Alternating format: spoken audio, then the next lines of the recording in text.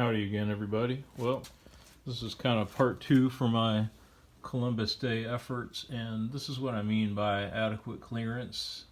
You can barely see that water line coming down over the front truck of the tender. I think it's got about a ½ inch of clearance, so I think we're good to go there.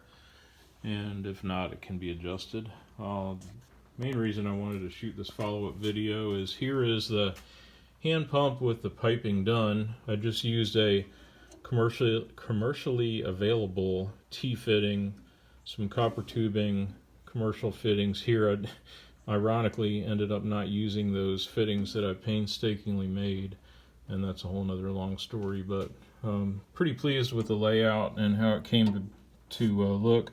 I did use, of course, the coupler fittings that I manufactured here, so that was very necessary. Very glad I've got that done. So overall, I think it's very nice, neat layout here for the tender hand pump and supply from it. So now that this is all done, I will take a little break and probably put the roof plate back on, the seat plate, and screw it all down at some time very soon. Hope I'm not making you dizzy with the camera work, but this is the plate right here. It's about 1/8 inch steel plate that goes on top. It's the part you sit on. Down there is the water fill. That's where the access for the hand pump will be.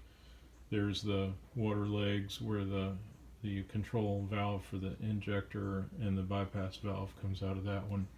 And I've got a giant magnet stuck to it to use kind of as a handle, and the piece of paper in between the shop towel, so that it's easier to handle, lift up and down.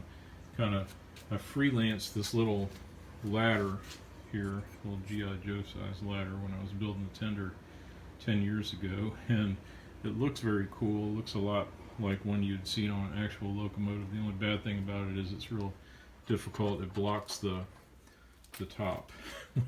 So you have to angle the top down and then layer it down, and you have to be careful that you move the valve stems out of the way when you do that.